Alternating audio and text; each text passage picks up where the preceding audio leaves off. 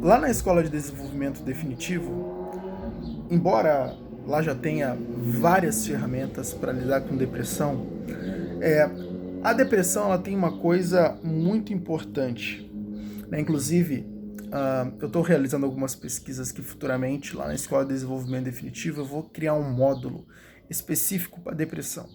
Tá? Embora a Escola de Desenvolvimento Definitivo já tenha muitos conteúdos que auxiliam insanamente, tá? Pessoas depressivas a basicamente dar um jeito na depressão.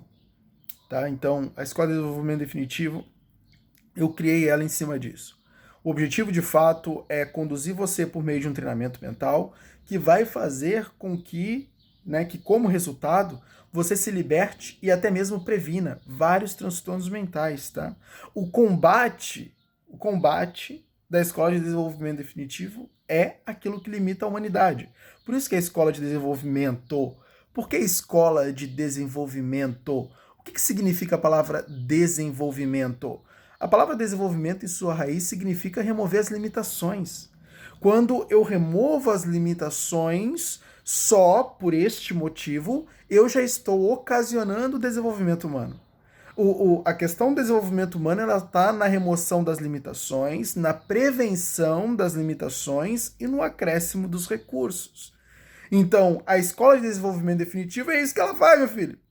Ela vai remover as limitações ou ela vai prevenir as limitações ao mesmo tempo que agrega recursos. Isso é feito simultaneamente. Eu agrego recursos, previno limitações e retiro limitações. Agrego recursos, previno limitações e retiro as limitações. O que é limitação? Toda disfunção. Toda disfunção é uma limitação. O que é uma disfunção? Aquilo que não está funcionando como padrão. Tudo que não funciona como padrão é uma disfunção. Eu preciso retirar a disfunção para que o funcionamento padrão seja estabelecido e para que você funcione corretamente. A partir do momento que você funciona corretamente, você é funcional e não mais disfuncional. Então, eu preciso agregar funções para que eu me torne funcional. Agregar funções é fomentar recursos. E eu fomento recursos a partir do momento que eu trabalho vários desses recursos. A inteligência emocional, a promoção, elevação da resiliência, o desenvolvimento da força, o treinamento da tríade da blindagem mental, a fé, a fé e a esperança e o otimismo, né? Eu chamei isso de tríade da blindagem mental. Futuramente eu vou explicar mais sobre isso, mas futuramente a tríade da blindagem mental consiste em apenas fé, esperança e otimismo. A partir do momento que você desenvolve esses três vetores, você desenvolve um padrão de blindagem mental. Entende? Porque basicamente uma das coisas que mais destroem a mente das pessoas é o pessimismo, o negativismo, né? É a visão trágica futura. Isso são coisas péssimas e que logicamente não treinam a tua emoção e acabam disfuncionalizando a tua emoção. Por isso que isso é uma das disfunções que precisa ser eliminada e isso é uma das grandes forças que alimentam os estados depressivos.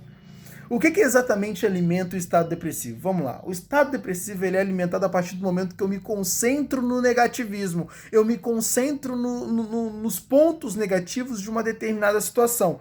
Quando eu estou imerso nesses pontos negativos, o meu estado emocional influencia uma sequência de pensamentos automáticos que alimentam o meu estado emocional. E aqui eu estou vivendo o que eu chamei de espiral da morte ou loop mortal. O que é a espiral da morte e o loop mortal? A espiral da morte é quando a negatividade retroalimenta a negatividade. Então, mais negatividade gera negatividade, mais negatividade gera mais negatividade. Você nunca percebeu que quando você está com medo de alguma ameaça que você projeta na sua própria imaginação, como disse o grande filósofo estoico Sêneca, ele disse, olha, a gente simplesmente sofre mais na imaginação do que na realidade. Né? Sêneca vai dizer isso genialmente, e isso é uma grande verdade. As pessoas elas têm sofrido muito mais na imaginação do que na realidade. Então, basicamente, ela projeta o fim do mundo, né? Logicamente, o fim do mundo, eu quero dizer, os problemas e as ameaças que ela basicamente imagina, né, ocorrendo em sua vida, que muitas vezes as ameaças elas não se concretizam na estrutura da realidade e, logicamente, acaba por não pertencer à vida daquela pessoa. Mas como a gente, ao passo que somos reais, também somos virtuais por termos uma mente metafísica, né? Essa mente nos permite navegar em 3 tempos, passado, presente e futuro, diferente do nosso corpo, que está sempre no presente. Essa virtualidade e transitoriedade da mente, ela nos leva a trafegar por várias etapas de nossas vidas. E a gente acaba exatamente culminando muitas vezes no passado, que é mais conhecido como ruminação. O que basicamente a ruminação... E é uma coisa triste, que quando a gente vai para o passado, a gente tende a ir só para os momentos ruins. Raramente a gente vai para os momentos bons, o que basicamente promoveria estados emocionais de maior qualidade. Mas nós vamos para os eventos ruins, os eventos traumáticos, os eventos que não foram bons. E acontece que quando a gente está no presente, a gente não está no presente, só o corpo está no presente, porque a mente ela está no passado ou no futuro. Porque, como dizem os filósofos, no presente não há sofrimento, né? Exatamente por quê? Porque eu não estou no passado ruminando e eu não estou no futuro projetando negativamente. Eu estou no presente. No presente não há sofrimento. Bom, acontece que quando eu projeto o futuro, eu acabo gerando o efeito chamado sofrimento antecipatório, ou sofrer por antecipação, que basicamente é o princípio da ansiedade.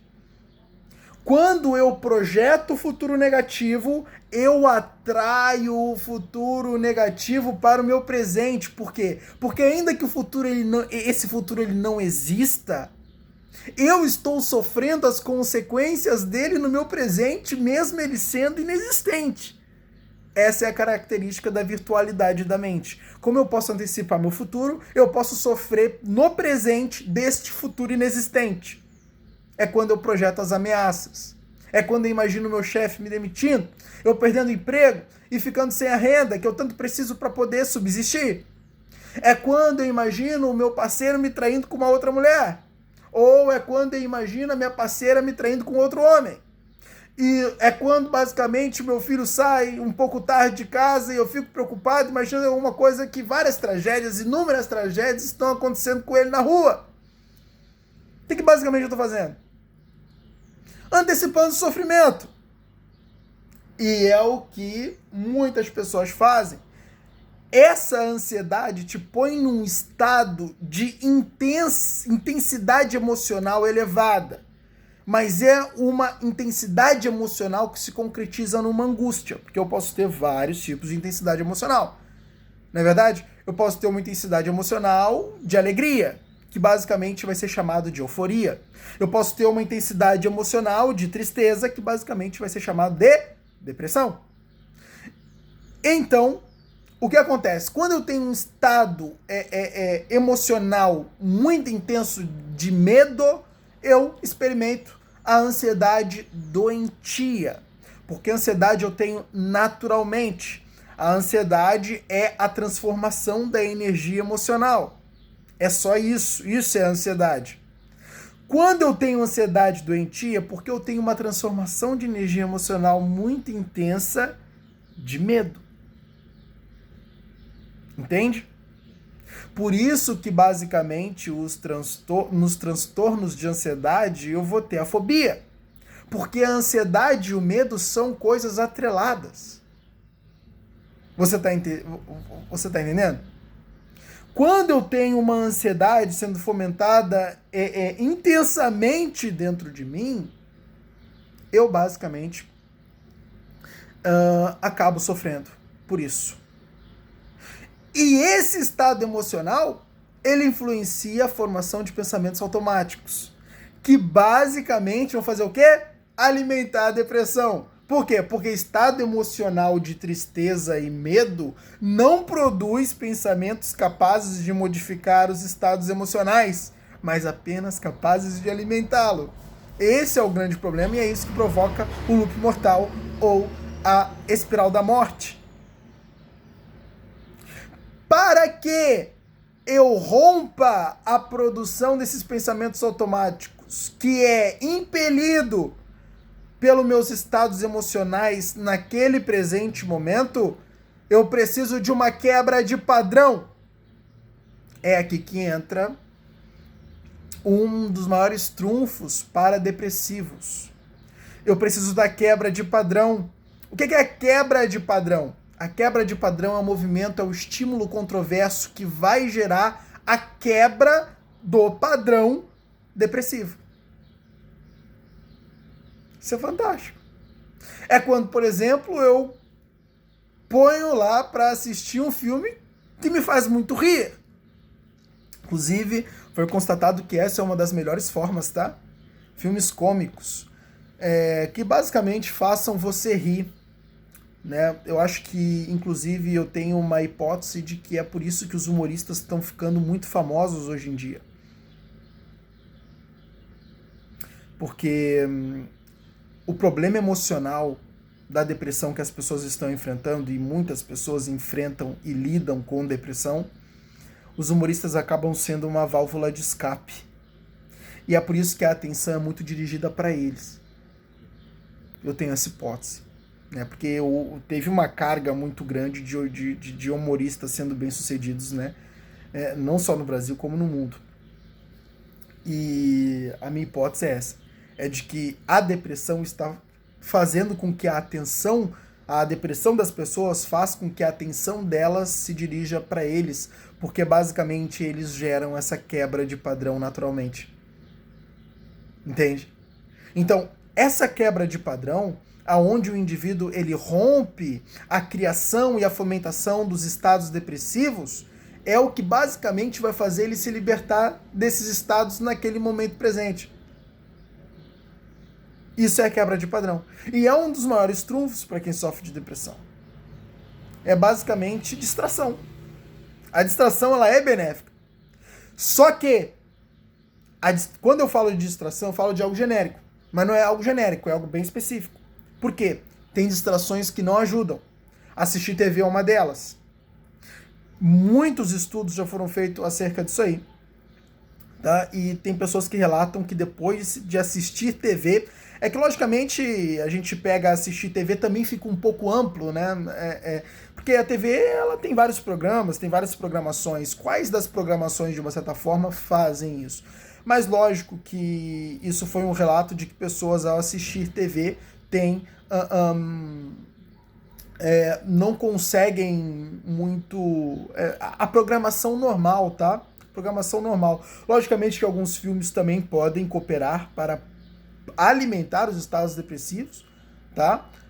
Filmes muito dramáticos, por exemplo, é bom não assistir, mas no que tange a filmes cômicos, né? Filmes cômicos, até mesmo stand-ups, né? E alguns livros também que ajudam a construir. Inclusive, se você quer um livro bem construtivo, eu vou recomendar um para você que é A Força que Há em Nós, se eu não me engano, da Dan Watson. Livro excelente, tá? É um livro que fala sobre... Bom, enfim, valeu o livro. E o que acontece? Porque se conta aqui, não, valeu o livro mesmo, porque vai ser bom para você. Mas, de qualquer modo, isso é importante, tá? E... logicamente, em breve aí na Escola de Desenvolvimento Definitivo a gente vai ter um módulo só para isso, mas isso já é uma das estratégias que cooperam muito para o controle dos estados depressivos. A quebra de padrão por meio da distração correta, que eu basicamente acabei de dar aqui 2 caminhos para você, que é filmes engraçados, filmes cômicos ou até mesmo os shows de stand-up podem ajudar bastante e basicamente com isso você vai não deixando muitas vezes o seu estado correr na direção do loop mortal ou da espiral da morte, o que basicamente gera uma psicoeducação. E o teu cérebro, ele basicamente caminha por esses trajetos neurais que são muito reforçados. Entende? Você tende a chegar muito mais rápido nesses estados que são péssimos. Então, já muda isso.